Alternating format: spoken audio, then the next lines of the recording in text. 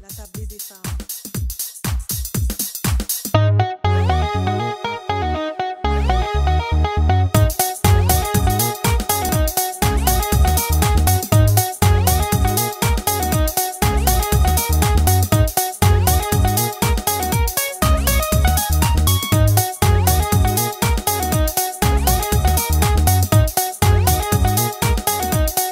Bonsoir les beautés, bienvenue à un nouvel épisode de la table des femmes. Salutations mesdames.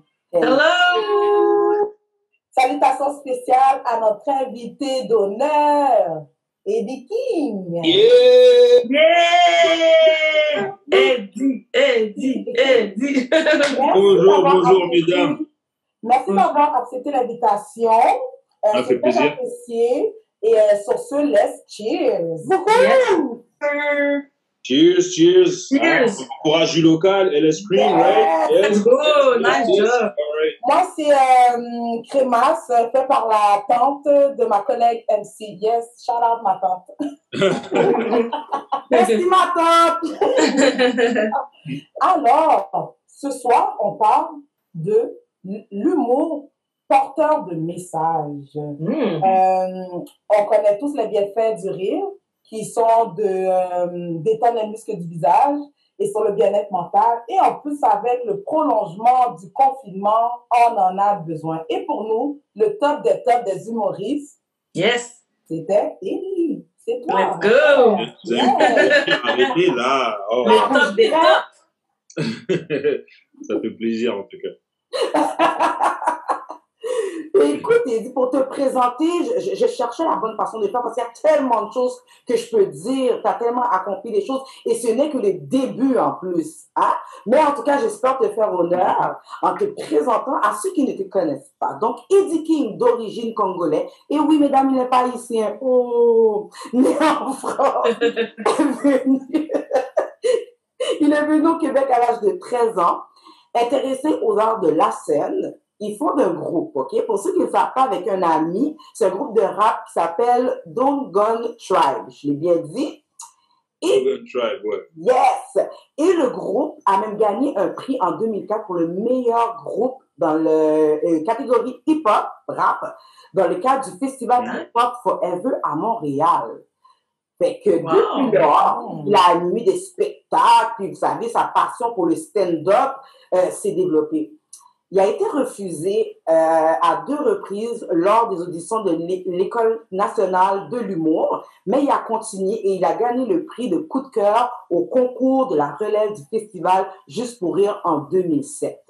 Il a fait les premières parties du spectacle de Rachid Badouri en 2011. Il a lancé son premier one-man show et après, ça a fait que s'accumuler des shows, des présentations, puis tu as même fait des apparitions dans des films.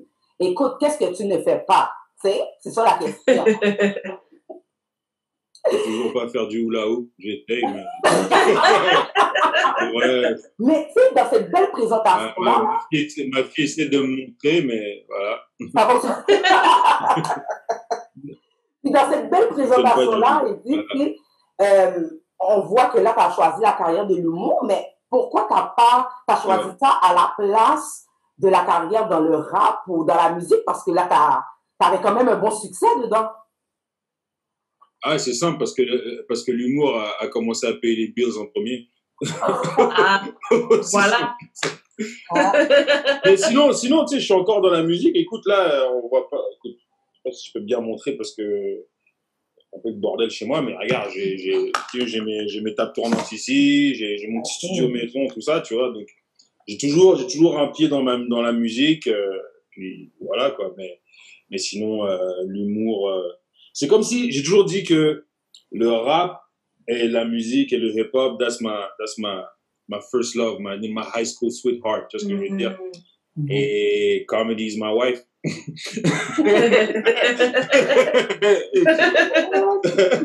and sometimes I cheat with my high school sweetheart. Mais voilà, c'est ça ma relation avec la musique et puis l'humour. Donc non, mais l'humour, c'est ce qui, tu sais, c'est ce qui me permet aussi de m'exprimer d'une manière que le rap ne pouvait pas nécessairement m'aider à le faire.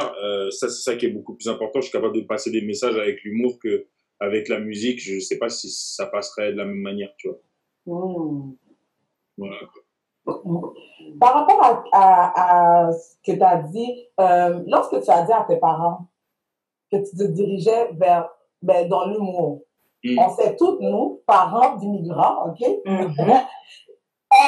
Nos parents, c'est pas ce genre de job-là qu'ils veulent pour nous. Ils veulent des jobs sécurisants, qui sont sûrs qu'on va être là durant au moins 35 ans avec un fonds de pension. C'est tout très important. Mais la technique, elle est très simple. Juste dis-leur d'abord que tu veux faire du rap comme carrière. Après, quand tu dis humour, ils vont faire ouf, ah, c'est mieux. C'est juste ça. Honnêtement, c'est ça. Et c'est ça qui s'est passé dans ton cas? Ouais, mais ok. Tu sais, pour être très honnête aussi, bon, ma mère, quand même, je pense qu'elle avait confiance en moi, puis elle avait confiance aussi en ce qu'elle m'a inculqué.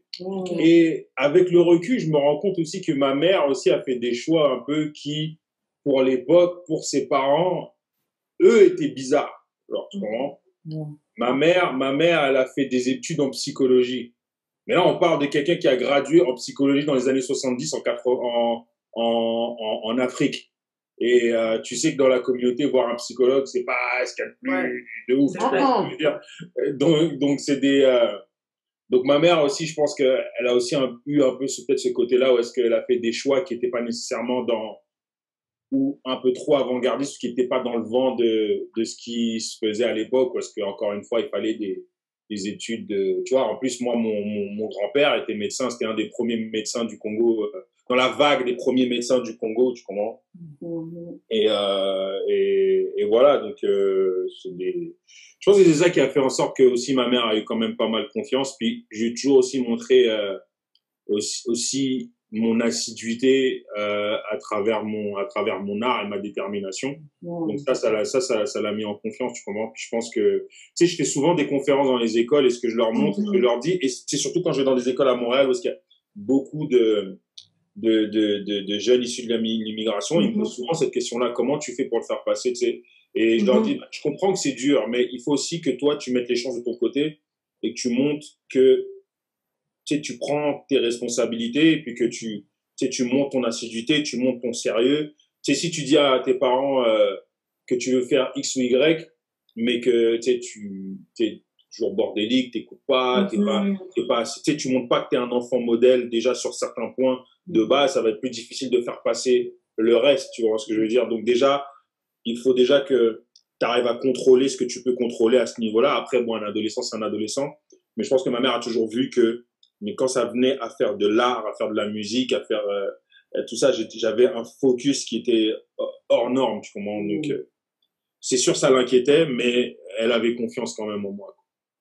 Puis qu'est-ce qui a fait que tu as penché vers l'humour, Eddie? Bah, en fait, c'est vraiment genre, à 2 reprises, je me suis retrouvé à animer des concerts. Il y en avait un, c'était un de mes potes à l'époque, il avait fait un show au cégep Montmorency. Et il m'a dit, et à la dernière minute, il dit, oh bro, mon animateur m'a lâché, est-ce que tu peux animer? Et nous, Dog and Tribe, la particularité qu'on avait quand on rappait, c'est qu'on n'aimait pas faire un show qui était juste simple. C'était pas, on était très inspiré de, je sais pas si vous vous rappelez d'un groupe de rap qui s'appelait Science Supaku. Non. Angela, moi, oui, bon, oui, si tu me dis ça, oui. Voilà, ok. Parti sur le but avant, mon cher. Ok, alright. Mais que Cyan, eux, la première fois que genre, je les ai vus en concert, I was blown away. Et c'était mon blueprint pour à chaque fois que je performais sur scène. C'est-à-dire que eux, amener juste un show comme ça servait à rien. Tu vois ce que je veux dire? Il y avait toujours une interaction avec le public qui était incroyable. Et nous, c'est un modèle qu'on a beaucoup suivi avec Dog and Tribe. Donc, il y avait toujours une manière où est-ce que je m'adressais au public, où est-ce que on faisait pas une seule chanson sans que le public ait une partie dans la chanson que eux devaient performer. Ou tu vois, donc j'avais toujours cette aise de parler avec les gens et de faire des jokes. Et quand il m'a dit j'ai pas d'animateur, j'ai commencé à improviser, faire des jokes et machin. Et les gens me disaient man, t'es vraiment bon, tu devrais penser à faire de l'humour ou quoi que ce soit. Je fais whatever. Puis après, ils m'ont rappelé, mon pote m'a encore rappelé parce que là, il faisait un concert, c'est Mozaïen qui performait. Il m'a redemandé d'animer, j'ai fait la même chose et ça a vraiment bien fonctionné. Et je suis allé voir sur le site de l'École nationale de l'humour. Et genre, j'ai vu que au moment où je suis sur le site, je vois que la date limite pour faire une demande, envoyer sa demande, c'était le jour même. So, j'ai fait ma demande, je l'ai remplie, il fallait donner $50 et puis après, ils devaient m'appeler pour une audition. Ils m'ont appelé pour l'audition et ils m'ont refusé. Bah, puis après, j'ai fait bah, oui, c'est ça. Ouais. Whatever, tu vois ce que je veux dire. J'ai continué avec ma musique et tout, machin. Et mais j'ai toujours été très curieux. Je me rappelle, même à cette année-là, j'avais rencontré Sugar Sammy aussi. J'avais dit, hey, putain, c'est intéressant comment on fait et tout. Il m'avait donné un petit peu quelques guidelines et tout ça. Puis j'avais laissé ça de côté. Puis après, en 2006, je sais pas, ça m'a repiqué. J'ai dit, ah, you know what, let me try. So là, j'ai commencé à hang out dans des comedy clubs. Parce qu'à l'époque, il y avait comme 3 comedy clubs anglophones à Montréal. Il n'y en avait pas du tout francophones, il y en avait 3 anglophones. Il y avait Comedy Zone, Comedy Nest et Comedy Works. Et j'ai commencé à me tenir là et tout. Et puis, de là, j'ai croisé un de mes potes qui s'appelle Daniel Tirado, qui habite à New York maintenant. Ben, il fait les allers-retours de Montréal, mais ça fait 10 ans qu'il fait sa carrière à New York. Et lui, il m'a donné un livre qui m'a aidé à commencer à faire du stand-up, à savoir comment ça fonctionne. Et the rest is history. Yeah. Et entre-temps, après ça, j'ai refait une demande à l'École nationale de l'humour avec un peu plus d'expérience. Mais cette fois, oh, les bâtards, ils m'ont refusé. Mais oh là là, mais comment ils m'ont refusé? Mais méchant. Ah ouais, et tu sais, il y avait un stigma à cette époque-là où est-ce que, vu que, tu sais, ils m'ont dit quoi? Ils m'ont dit, il y a déjà c'est de l'humour ethnique, c'est du déjà vu, il y a déjà un Rachid Badouri. Ils m'ont dit des trucs de ouf comme ça. Oh, wow. Ils étaient salauds. Vraiment salauds, là. Okay. Et tu sais, moi, c'est quelque chose que je raconte aux jeunes quand je vais faire quand je parle dans les écoles secondaires, et je leur dis toujours la chose suivante, et ça, c'est vraiment mon motto, genre, tu sais, je leur dis toujours, bah, écoute, si la porte, elle est fermée, c'est pas grave, il reste les fenêtres. Tu comprends? And that's how I got in. Tu comprends? Il y a toujours un moyen de rentrer, il y a toujours un moyen de moyenner, il y a toujours un moyen, tu comprends? Et voilà, and I still find my way, tu comprends, malgré qu'il m'ait refusé 2 fois, malgré que, voilà, puis, et ça a même fait en sorte que j'ai eu mon propre style, mon propre delivery qui est à moi et qui est pas trop, parce que souvent, des fois, quand tu as des humoristes qui sortent de l'École nationale, des fois, il y a un format qui est très, où est-ce que tu vois vraiment le one-two, puis tu vois quasiment la blague arriver à des kilomètres. Et ça leur prend du temps à pouvoir casser ça pour après ça être un peu plus polish. Mais moi, genre, vu que j'ai pas eu ces méthodes-là et que j'ai pas étudié ces méthodes-là comme ils l'ont fait, j'avais un peu un truc un peu plus organique qui s'est fait et qui me faisait que j'étais un peu à part des autres. Tu vois ce que tu as dit? Ça démontre très bien le côté théorique et le côté pratique. Je sais pas comment se dire. Tu sais, sur le terrain, on n'est jamais formé de la même manière qu'à l'école. Mais l'École nationale de l'humour, mais c'est ça, j'allais dire, l'École nationale de l'humour aussi, ils se sont rendus compte de ça parce que avant, pour tous les gens des cohortes précédentes ou des mêmes cohortes qui ont gradué, qui ont gradué en même temps que moi j'ai commencé, on parle des Wagner, Bellefeuille, tout ça, et tous les mecs, ils me disaient, ben, quand on était à l'école, on n'avait pas le droit de faire des shows pendant qu'on était à l'école. Et ça, c'était une grosse erreur que l'École nationale de l'humour. Ben oui. Et ça, c'est quelque chose qu'ils ont changé dans les dernières années, où est-ce qu'ils laissent les jeunes qui sont même dans l'école, mais aller explorer un peu dans les open mic, dans les bars et tout. Parce que et souvent, même dans les cohortes de certaines années, ils graduaient, ils se retrouvaient dans le vrai monde, dans le when shit is real, tu vois ce que je veux dire? Il y en a qui abandonnaient, tu vois. Ouais. Qui arrivaient pas, tu vois ce que je veux dire? Le premier heckler qui leur dit, hey, t'es plate aussi. Ouais. Tu comprends ce que je veux dire? C'est pas drôle, mais. Non, mais c'est vrai, tu vois, il faut que tu arrives à gérer, il faut que tu arrives à avoir cette connaissance-là, il faut que tu arrives à avoir certaines techniques, tu comprends? Puis, moi, c'est ironiquement, même si, bon, son humour, c'est assez spécial, mais pour les hecklers, c'est Peter McLeod qui m'a donné le meilleur truc, tu vois. Et c'est un truc que j'applique, c'est un truc que c'est en discutant avec les gens sur le terrain que tu comprends, mais il me disait, quand tu es sur scène et que tu as quelqu'un qui parle ou qui dérange ou qui dit des trucs, il y a un moment, un timing bien spécial pour répondre à cette personne. Et si tu fais ça en dehors de ce timing-là, tu vas te retourner, le crowd va se retourner contre toi. Et il dit, dès qu'il y a quelqu'un qui dérange dans le show, faut que tu attendes de voir le body language des gens dans la salle. Et dès que tu vois des gens comme faire, tu vois ce que je veux dire? Ou t'es comme, tu vois, dès que tu vois ça, là, ça te donne la permission de, tu peux parler de sa mère, sa marraine, tu peux parler de...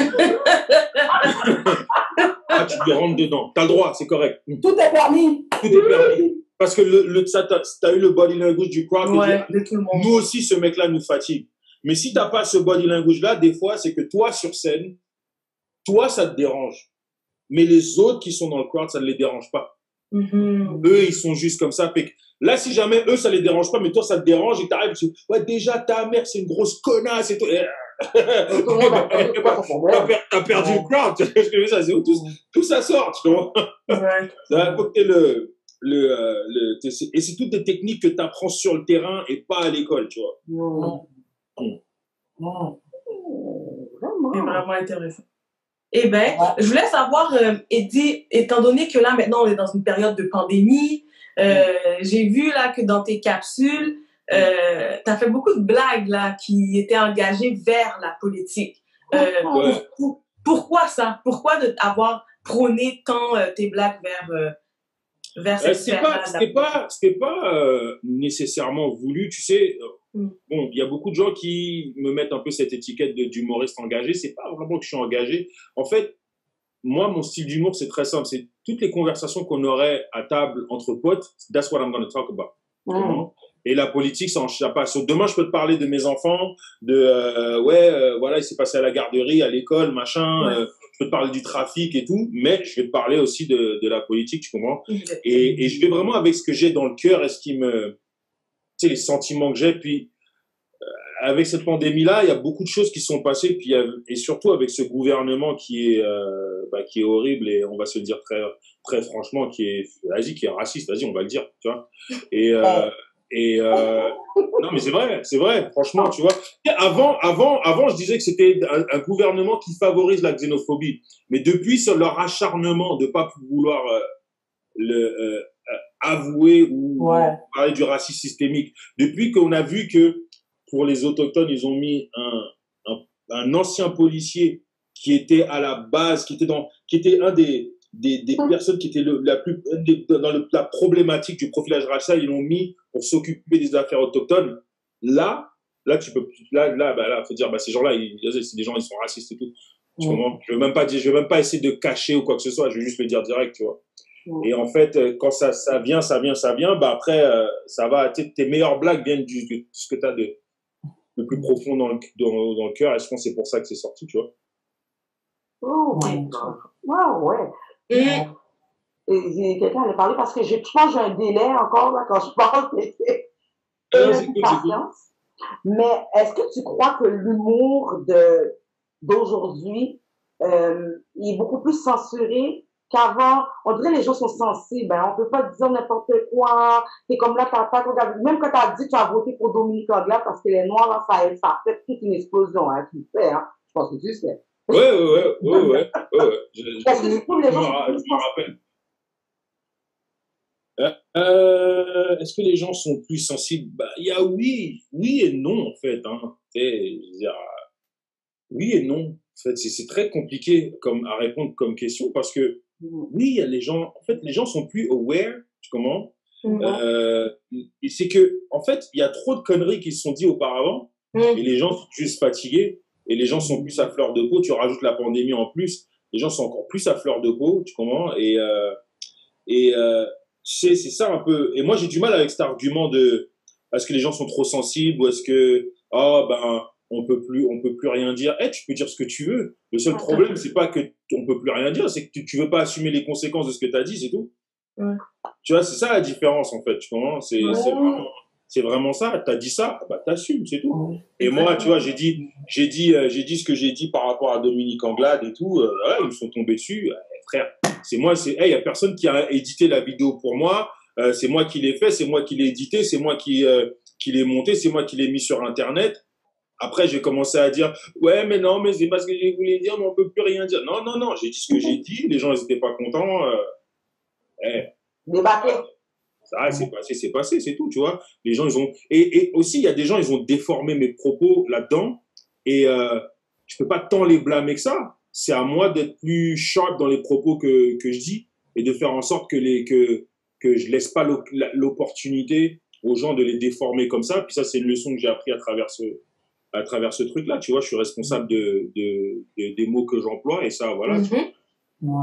Mais par rapport à ce que tu dis, tu sais, moi, je pense que, tu sais, il y a une phrase qui dit, on est responsable de ce qu'on dit et pas de ce que l'autre comprend. Parce que des fois, tu auras beau parler bien correctement français, là, mettre tous les compléments, le participe passé correctement, la virgule, le 2 points, mais si l'autre personne a compris 4 points avant, la majuscule à la fin, c'est pas toi, là, non plus. Mais sur ça, par contre, je trouve que c'est pas un argument qui peut bien s'appliquer à un humoriste. Parce que nos mots, c'est notre arme la première. Ouais, c'est ça. La biggest weapon, tu vois ce que je veux dire? Ouais. Il faut qu'on sache la manipuler, puis tu comprends? Et c'est pour ça que moi, même sur l'affaire d'Anglade, il y a des choses que j'ai dit, et c'est pas que je regrette ce que j'ai dit, c'est juste vraiment, genre, je dis fuck, j'aurais pas dû le dire comme ça, parce que je leur ai laissé l'occasion d'après déformer mes propos, tu comprends? Et ça, je vais pas commencer à aller blâmer ces gens-là, c'est moi que je dois blâmer en disant, merde, tu sais, j'aurais dû dire ça d'une manière qu'ils peuvent pas commencer à juste dire ce que je dis de travers ou quoi que ce soit et commencer, voilà, quoi, tu vois. Est-ce que justement, par rapport à Dominique Anglade, est-ce que tu juges que ça a été un mauvais coup de ta part? Non. Selon toi? Non, franchement, c'est vraiment pas un mauvais coup, c'est vraiment juste une question de... Je suis très content et puis j'ai aucun regret par rapport à ça. Je pense que je l'aurais juste mieux fait, en fait. Tu vois ce que je veux dire? Je l'aurais mieux fait, mais tu sais, c'est là que j'ai appris aussi. Tu sais, avant, moi, j'étais pas très présent sur Internet et même jusqu'à maintenant, je suis pas... Ça fait un petit moment que j'ai pas fait des vidéos non plus. Je suis pas le meilleur sur Internet. Et j'ai appris la différence entre quand tu fais des choses pour Internet et quand tu les fais sur scène, tu vois. Et j'ai appris que c'est une façon différente d'écrire. Ça, c'est et t'apprends toujours, quoi, tu vois. Tout à fait. On apprend toujours. Oui. Écoute, question papa. Passons par là, détendre un peu plus l'atmosphère. Je savais qu'on était quand même dans le sérieux. Ah, l'atmosphère était tendue, là? Qu'est-ce qui s'est passé? Non, vraiment pas. Ah non, mais écoute, on va passer à un autre level.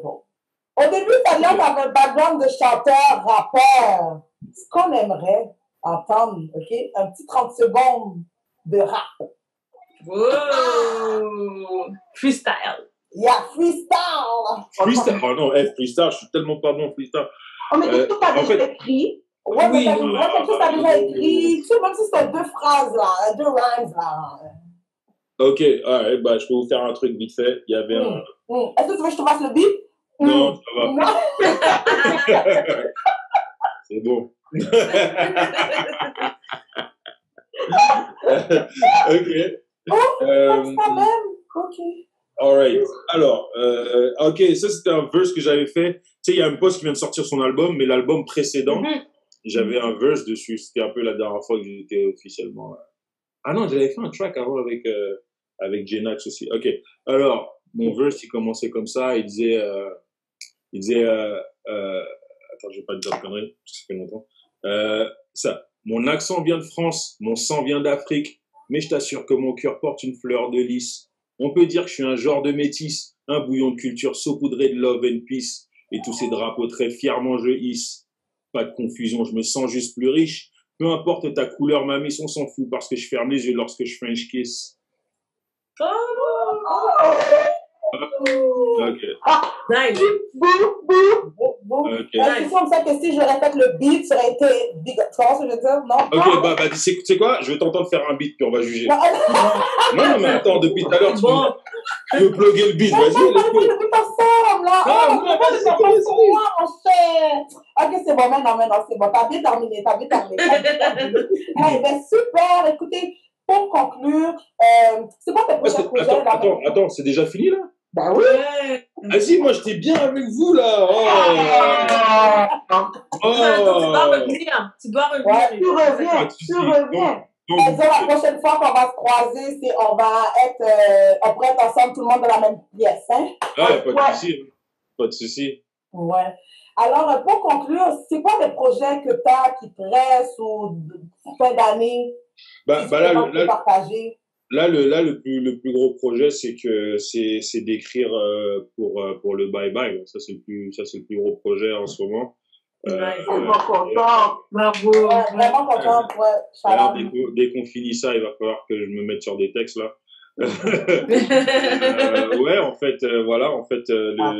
Frédéric Pierre nous a contactés, et moi et quelques collègues.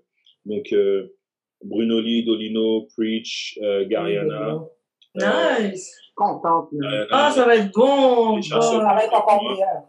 Ouais, donc en fait, c'est que le Bye Bye, je pense qu'ils ont allumé cette année, ils se sont dit, bon, there's so many black issues that came up this year.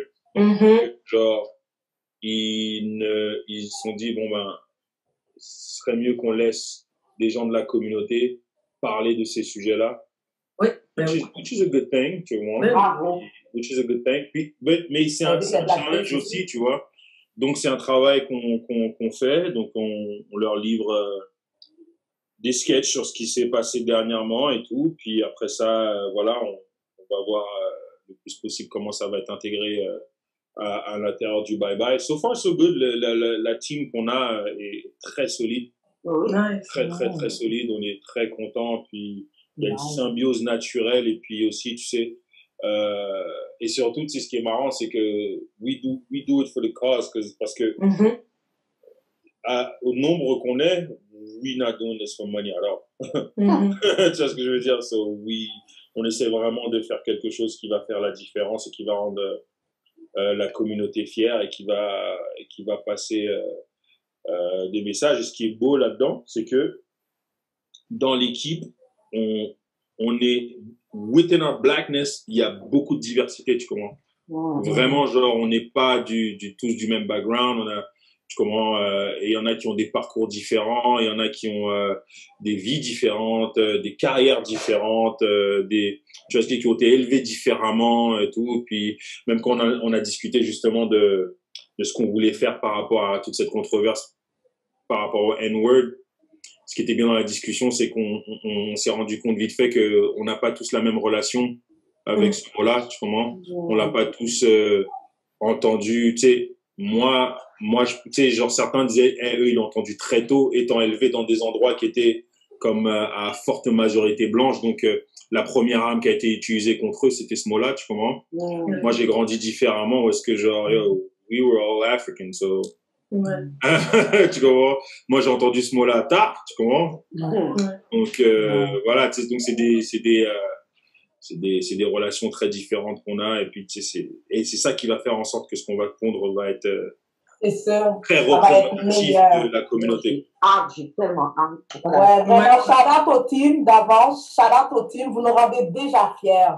Vraiment, bravo. Nous sommes positifs, nous, tout notre amour, tout, on est avec vous. Oh yes. Ouais. Alors, on va trouver toutes les informations en bas de la page, que ce soit Facebook, Instagram, ton site internet, pour qu'on puisse te suivre vraiment religieusement. En plus, c'est très simple, c'est I Love Eddie King. Bon. Voilà. C'est si simple. Guys, les beautés, je vous dis à la prochaine.